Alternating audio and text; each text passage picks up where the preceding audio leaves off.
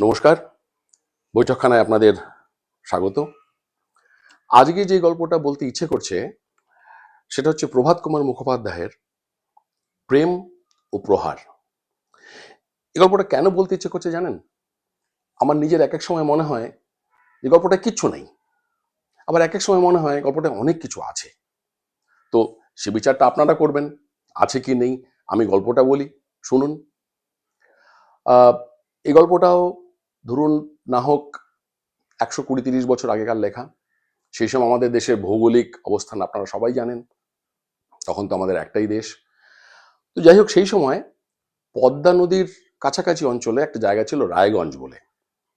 সেই রায়গঞ্জে থাকতো একটি অল্প বয়সী দম্পতি, ভজহরি এবং মোক্ষদা। ভজহরির যারা পূর্বপুরুষ, তাদের ছিল দুধের ব্যবসা।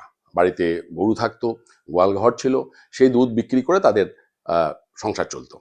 তো সেই ব্যবসা তো উঠে গেছে, এখন গোয়ালঘরও নেই, গরুও নেই। ভজহরি এদিক ওদিক দিনমজুর খেটে বেড়ায়, আর মোক্ষদা সেও কয়েকটা বাড়িতে ঠিকে কাজ করে। তো এটা বোঝাই যায় যে সংসার খুব একটা সচ্ছলভাবে চলার কথা না, চলতেও না, অভাবের মধ্যেই ছিল। কিন্তু দুজনের ভাব ভালোবাসা খুব খুব ছিল। যেমন মোক্ষদা খুব মাছ খেতে ভালোবাসতো, মাছ ছাড়া সে ভাত মুখেই তুলতে পারতো না।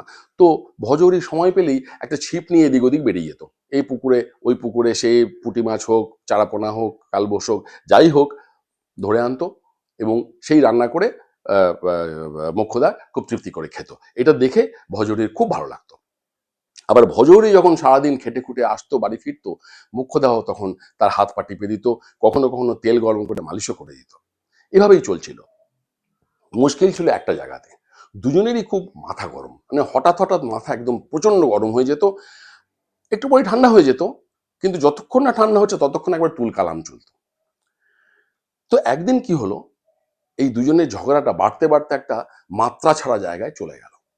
ব্যাপারটা একটু খুলে বলি, তাহলে বুঝতে সুবিধা হবে। ভজহরি অনেকদিন ধরেই ভাবতো যে এই পাতলা ছিপে আর কি মাছ সে ধরে, যদি একটা পেতলের হুইল লাগানো ভালো মোটা শক্তপোক্ত ছিপ সে পেত, তাহলে সে খাল বিল বা নদী থেকেও বড় বড় মাছ ধরে আনতে পারতো, যেটা মোক্ষদা খুব ভালোবেসে খেতে পারতো। কিন্তু টাকা তো নেই, একটা হুইল লাগানো ছিপের তো দাম আছে, কোথায় পাবে? মোক্ষদা আবার কি করতো, এই অভাবের সংসারেও যেভাবে সম্ভব ওই 1 পয়সা 2 পয়সা করে বাঁচিয়ে বাঁচিয়ে একটা গোপন তহবিল সে করেছিল, এবং তাতে শেষ অবধি কয়েকটা টাকা সে জমাতে পেরেছিল। ভজহরি হঠাৎ করে একদিন সেই গুপ্ত জায়গা দেখে ফেলে, সন্ধানটা পেয়ে যায়। তো সেদিন মোক্ষদা যখন সকালবেলা কাজে বেরিয়ে গেল, ভজহরি সেই গুপ্ত জায়গা থেকে কয়েকটি টাকা নিয়ে সোজা 2 কোষ দূরের শহরে গিয়ে পছন্দ করে দরাদরি করে একটা খুব সুন্দর চকচকে পেতলের হুইল লাগানো ছিপ নিয়ে বাড়িতে চলে এলো। কি না, কাল থেকে সে ভালোভাবে মাছ ধরবে, মোক্ষদাকে খুশি করবে। এই ভেবে যখন বাড়িতে সে একটু হাত পা ধুয়ে একটু তামাক খেতে বসেছে, সেই সময় মোক্ষদা কাছ থেকে ফিরল। ওই পেতল লাগানো হুইল ছিপ দেখেই মোক্ষদা সন্দেহ হয়েছে। সে তাড়াতাড়ি গিয়ে দেখলো তার সেই গুপ্ত জায়গার কয়েকটা টাকা নেই। তার তো মাথায় আগুন জ্বলে গেল। সে এইভাবে তিল তিল করে টাকা জমাচ্ছে, আর এই সমস্ত কাণ্ড কারখানা হচ্ছে। রেগে গিয়ে যাচ্ছে তাই বলতে শুরু করলো, এবং বলা তো নয়, মানে সে আগ্নেয়গিরির লাভা আর কি, মানে সে বেরিয়ে চলেছে। অপরপক্ষও চুপ ছিল না, সেও উত্তর দিচ্ছে। এই হতে হতে হঠাৎ রাগের মাথায় ভজহরি কি করলো, ওই জ্বলন্ত কোলকে তাকে নিয়ে ছুঁড়ে মারলো মোক্ষদার দিকে। সে কোলকের আগুন তার শাড়িতে চুলে ছড়িয়ে পড়লো। মোক্ষদা উন্মাদিনীর মতো হিতাহিত জ্ঞান হারিয়ে দৌড়ে এলো, ওর হাত থেকে হুকোটা কেড়ে নিয়ে সজোরে তার মাথায় আঘাত করলো। হুকোর খোলটা চুরচুর হয়ে গেল, ভজহরি বাপ বলে মাটিতে উল্টে পড়লো। মোক্ষদা যখন ভাবছে এইবার ভজহরি কি করবে, কিভাবে আক্রমণ করবে, দেখা গেল ভজহরি সেসব কিছু করলো না। ভজহরি আস্তে উঠে দাঁড়ালো, দাঁড়িয়ে বলল, তুই আমার মাথা ফাটিয়ে দিলি, আমি এখনই যাচ্ছি থানায় নালিশ করতে। তোকে যদি 3 মাসের ঘানি টানাতে না পারি থানায়, আমার নাম ভজহরি নয়। বলে সে রেগে মেগে বাড়ি থেকে বেরিয়ে গেল। একটু পরেই তো মোক্ষদা রাগ পড়ে গেল। তখন সে ভাবতে বসলো, ইস, এটা না করলেই ভালো হতো। যাকে, ওরও তো একটু পরে মাথা ঠান্ডা হয়ে যাবে, নিশ্চয়ই বাড়ি ফিরে আসবে। কিন্তু ভজহরি বাড়ি ফিরল না। সারা রাত কেটে গেল। পরের দিন সকাল দুপুর বিকেল, মোক্ষদা চিন্তায় পড়ে গেল, হলোটা কি, থানায় গেল, এতক্ষণ কি করছে। সে রাতেও ভজহরি ফিরল না। পরের দিন মোক্ষদা আর পারল না, সে নিজেই তখন থানায় চলল। থানায় গিয়ে সে খবর পেল যে গত 2-3 দিন কোনো গোয়ালা তার স্ত্রীর নামে কোনো অভিযোগ জানাতে আসেনি থানায়। বলল আমার লোকটা তাহলে গেল কোথায়? তখন থানার বড়বাবু ওই পাহারাদারকে বলেন, দেখ তো ওই মালখানায় কতগুলো জামা কাপড় জমা দিয়ে গেছে, নিয়ে আয় তো। দেখা গেল একটা ধুতি, একটা ফতুয়া, একটা গামছা। তো মোক্ষদা তো দেখেই চিনতে পারবো, এই তো আমার লোকের, ওরই তো, তার লোকটা কোথায়? তখন থানার দারোগাবাবু বললেন, পরশুদিন রাত্রিবেলা একজন মাঝি, সে ওই রায়গঞ্জের ঘাটে নৌকো লাগিয়ে রান্না তোড়জোড় করছিল। সেই সময় হঠাৎ সে দেখে যে একটা লোক ছুটতে ছুটতে এলো, জামা কাপড় খুলে সোজা পদ্মায় ঝাঁপ দিল, এবং তার ঝাঁপ দেওয়ার ভঙ্গি দেখে মাঝির মনে হলো এ একদম আত্মহত্যার ব্যাপার। সে তখন তাড়াতাড়ি নৌকোটাকে খুলে এদিক ওদিক খুব খোঁজাখুঁজি করলো, কিন্তু পদ্মার ওই টানে লোকটা যে কোথায় ভেসে গেল তার কোনো আর পাত্তা পাওয়া গেল না। সে তখন কি করবে, আবার নৌকো বেঁধে ওই ঘাটে যে জামা কাপড়গুলো ছিল সেগুলো থানায় জমা দিয়ে একটা এজাহার লিখে চলে গেল। এই শুনে মোক্ষদা তো ওখানে জ্ঞান হারিয়ে পড়লো। যাই হোক, কোনোরকম জল ফল ছিটিয়ে তাকে জ্ঞান ফিরিয়ে থানা থেকে লোক দিয়ে তাকে বাড়িতে পৌঁছে দিয়ে গেল। কি করবে, তার তো মন ভেঙে গেছে, কিছু বুঝতেই পারছে না কি করবে, কিভাবে তার দিন কাটবে, একা একা সে কিভাবে থাকবে, কোথায় থাকবে, কি করবে, এই যখন ভেবে তার মানে একেবারে নাজেহাল অবস্থা, তখন পাশের গ্রাম থেকে নিস্তারিণী বলে তার এক বন্ধু এলো। নিস্তারিণীও বিধবা, কিন্তু সে কলকাতা শহরে কোনো এক বাবুর বাড়িতে কাজ করে। নিস্তারিণী বলল, দেখ মোক্ষদা, তুই এভাবে একা থাকতে পারবি না, তুই গ্রাম জানিস, তোকে শেয়াল কুকুরে ছিঁড়ে খাবে, তুই এক কাজ কর, আমার সাথে চল, আমি তোকে কলকাতা একটা ভালো বাড়িতে বন্দোবস্ত করে দেব, দেখবি ভালো খাবি, পড়বি, এবং হাতে কয়েকটা টাকা মাইনেও দেবে, সে টাকা জমবে, দেখবি তোর জীবনই পাল্টে যাবে, চল।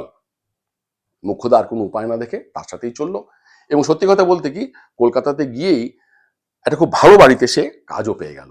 রামদয়াল বাবু ছিলেন হাইকোর্টের একজন প্রবীণ উকিল, তার বাড়িতেই সে কাজ পেল। রামদয়াল বাবু, তার স্ত্রী, ছেলে, ছেলের বউ সবাই খুব উচ্চশিক্ষিত এবং অত্যন্ত ভালো ব্যবহার। বিশেষ করে গিন্নিমার তো কথাই নেই, যেরকম দয়ার শরীর আর সেরকম মিষ্টি মিষ্টি কথা। মোক্ষদা তো খুবই আরামে থাকতে লাগলো ওখানে, আর ওনারাও মোক্ষদাকে ভালোবেসে ফেললেন। এইভাবে সুন্দর দিন কাটছিল। মোক্ষদা মাঝে মাঝে গ্রামের কথা মনে পড়ে, ভজহরির কথা মনে পড়ে, তখন সে একা একাই দীর্ঘশ্বাস ফেলে, কি আর করবে, যাক, যা ঘটে গেছে কিছু তো করার আর নেই। এভাবেই চলছিল। চলতে চলতে কি হলো, 2-2.5 বছর পর গিন্নিমা হঠাৎ খুব অসুস্থ হয়ে পড়লেন। ডাক্তার বললেন রামদয়াল বাবুকে, দেখুন ওষুধপত্রে তো দেবই আমি, কিন্তু আমার মনে হয় ওনাকে পশ্চিমে নিয়ে গিয়ে মাস 2-1 রাখতে পারলে ওই ড্রাই ওয়েদারে ওষুধটা ভালো কাজ করবে, উনি তাড়াতাড়ি সুস্থ হয়ে উঠবেন। ঠিক হলো, ওরা মধুপুর গিয়ে 2 মাস থাকবেন। এখানে একটা ব্যাপার ছিল, রামদয়াল বাবুর এক ঘনিষ্ঠ বন্ধু, উনিও অ্যাটর্নি, উনিও তখন সপরিবার মধুপুরে যাচ্ছিলেন, এবং মধুপুরে ঘটনাচক্রে ওনার পাশাপাশি 2টো বাড়ি। তো ঠিক হয়ে গেল, ঠিক আছে, একটা বাড়ি রামদয়াল বাবু ভাড়া নেবেন 2 মাসের জন্য, নিয়ে 2 বন্ধু পাশাপাশি 2 বাড়িতে থাকবেন। ব্যাস, আগে রামদয়াল বাবু গেলেন, অ্যাটর্নি বাবুরা কয়েকদিন পরে আসবেন। ওখানে গিয়ে মধুপুরে খোলা হাওয়ায় ওরকম একটা পরিবেশে মোক্ষদার খুব ভাল লাগতো। আর সে তো গ্রামের মানুষ না, কলকাতার ওই বদ্ধ জায়গা কি তার ভাল লাগে? মধুপুরের খোলা ওরকম আবহাওয়ায় সে খুব বেশ আরাম বোধ করতে লাগলো। কদিন পরেই অ্যাটর্নি বাবুরা চলে এলেন। অ্যাটর্নি বাবু, ওনার স্ত্রী এবং ওনার ছেলে আর কাজের লোক, এবং 2টো বাড়ি পাশাপাশি, অনেক কিছুই দেখা যায় এই বাড়ি থেকে ও বাড়ি। তো একদিন বিকেলবেলা মোক্ষদা ওই জামা কাপড় গোছাচ্ছে, ছাদ থেকে দেখলো ওই ও পাশের বাড়ির বৈঠকখানাতে রামদয়াল বাবু আর অ্যাটর্নি বাবু তামাক খাবার তোড়জোড় করছেন। তো অ্যাটর্নি বাবু বললেন, ভজা, আমার গড়গড়াটা নিয়ে আয় তো। ভজা নামটা শুনেই মোক্ষদাটা ধাক্কা খেলো, কিন্তু যাই হোক, একটা দীর্ঘশ্বাস ফেলে সে আবার জামা কাপড় গোছাতে লাগলো। কিন্তু একটু পরেই শুনলো যাই বাবু। যাই বাবু শুনে তার ভেতরটা কেঁপে উঠলো, কার গলা, তো খুব চেনা গলা।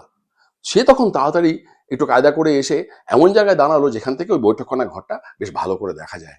ও মা, কিছুক্ষণ পর যে ঢুকলো ভজহরি। ওই ভজহরিকে দেখে রামদয়াল বাবু বললেন অ্যাটর্নি বাবুকে যে, আপনি তো এর গল্পই বলবেন বলছিলেন না, বলুন না, এখন তো ফাঁকা আছি, শুনি।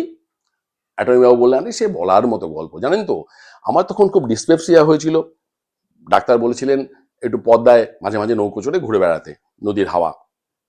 সেদিন আমি যাচ্ছি, ঘুরছি নৌকোয়, হঠাৎ দেখি রাত্রিবেলা একটা লোক মানে ভেসে যাচ্ছে, মাঝে মাঝে 2 হাত তুলে বাঁচার চেষ্টা করছে, আবার ডুবে যাচ্ছে, আবার উঠছে। আমার মনে হলো লোকটা ডুবে যাচ্ছে। আমি সঙ্গে সঙ্গে মাঝিদের বললাম, এই দেখ তো তোরা, একটা লোক ডুবে যাচ্ছে বোধহয়, তোল তো ওকে। মাঝিরা তো জানেন দারুণ ভালো সাঁতারু, সবাই ঝাঁপিয়ে পড়লো, লোকটাকে তুলে আনলো। ও রাম রাম, দেখি লোকটার গায়ে একটা সুতো অবধি নেই, আর এক গাদা জল খেয়েছে। তো যাই হোক, উল্টে পড়লো। মাঝিরা তো প্রথমে একটা লুঙ্গি ঠুঙ্গি তাকে এনে পড়ালো, পেট থেকে জলটা বার করলো। আমার কাছে গরম দুধ ছিল, ব্র্যান্ডি ছিল, সেগুলো খাইয়ে লোকটা একটু ধাতস্থ হলো। তখন বললাম, কি ব্যাপার, কি হয়েছিল? লোকটা বলল যে, বাবু আমার স্ত্রী মারা গেছে, আমি তাই আত্মহত্যা করতে গেছিলাম সে দুঃখে।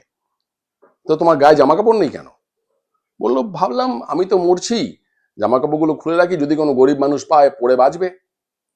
তো বুঝলেন নামদয়াল বাবু, আমার মনে হলো যে একদিকে এরকম পত্নী প্রেম, আরেকদিকে এরকম বিশ্বপ্রেম, এই তো বড় একটা দেখা যায় না, তো একে ছাড়া নেই। একে আমি বাড়িতে রেখে দিলাম। লোকটা কিন্তু ভালো, খুব সিনসিয়ার টাইপের লোক, মাথায় একটু খাটো আছে, কিন্তু আমি কোয়াইট হ্যাপি উইথ হিম। এইসব কথার কিছুই মোক্ষদা শোনেনি, কারণ অনেক আগেই সে অজ্ঞান হয়ে মূর্ছা গিয়েছিল। যাই হোক, যা হয়, অনন্ত বিলম্বে ঘটনাচক্রে দু একদিনের মধ্যেই ভজহরি এবং মোক্ষদার দেখা সাক্ষাৎ হয়ে গেল। দুজনেই তো কাঁদলো, অজহর ধারায় দুজনেরই কান্না, না বলা অনেক কথা চোখের জলে রূপ ধরে বেরিয়ে এলো। মোক্ষদা বললো, তুই জলেই হাফ দিয়েছিলি কেন? ভজহরি বললো, দেখ আমি ভাবলাম থানায় গিয়ে লাভ নেই, এতে আমারও নিন্দে তোরও নিন্দে, তার থেকে তোকে ভাবলাম তোকে জব্দ কি করে। তখন আমার মনে পড়লো তুই তো মাছ খেতে খুব ভালোবাসিস, তো আমি যদি মরে যাই তুই বিধবা হবি, তো মাছ খাওয়া বন্ধ, এর চেয়ে বড় শাস্তি আর তোর কি হতে পারে, সেই ভেবে জলে ঝাঁপ দিয়েছিলাম। তো তুই কি করলি? বলে, আমিও তো কি করব, আমি তো গ্রামে একা, তো চলে এলাম এখানে। যাই হোক, 2-3 বছরের পরে দেখা হয়েছে, সে প্রেম কি আর চাপা থাকে? 2-3 দিন পরে কি হলো, ভজহরি একটা ইলিশ মাছ পেয়ে নিয়ে এসছে গোপনে মোক্ষদার কাছে, যে তুই খা, 2 বছর মাছ খেতে পারিসনি, 3 বছর মাছ খেতে পারিসনি, ভালো ইলিশ মাছ পেয়েছি। মোক্ষদা খালি সেই মাছটা একটা কামড় বসিয়েছে, ব্যাস, পিঠে প্রচন্ড পদাঘাত ভজহরির, উল্টে পড়লো, মোক্ষদা ওইদিকে ছিটকে পড়লো, নাকি অ্যাটর্নি বাবুর ছেলে।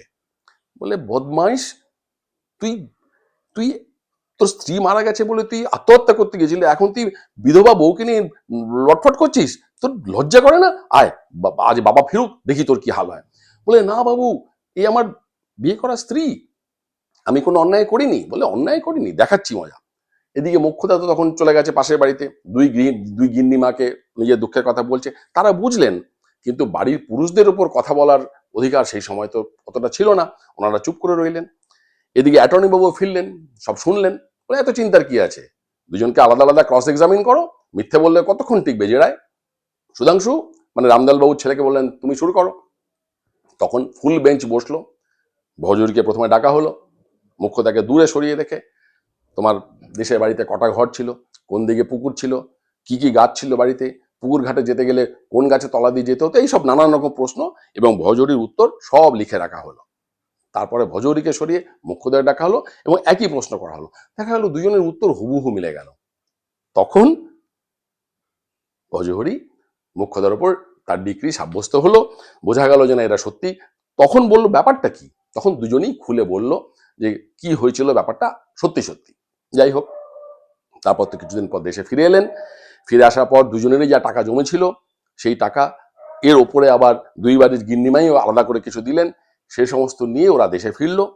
দেশে ফিরে সেই কুড়ে ঘর মেরামত করা হলো, দুটো গরু কেনা হলো, নতুন করে তারা আবার জাত ব্যবসা শুরু করলো। এখন দুধে কতটা জল নিশ্চিন্তে মেশানো যায় এ ব্যাপারে কলকাতায় তারা যা জ্ঞান লাভ করেছিল, সেই জ্ঞান কাজে লাগিয়ে দেশেও তাদের দুধের ব্যবসা অচিরেই ফুলে ফেপে উঠল। এই হচ্ছে গল্প, প্রেম ও প্রহার। আপনারাই বলবেন, শুনলেন, এর মধ্যে কিছু আছে না কিছু নেই। ততক্ষণ আমি বিদায় নিই, পরের সপ্তাহে আবার দেখা হবে। ভালো থাকবেন সবাই, নমস্কার।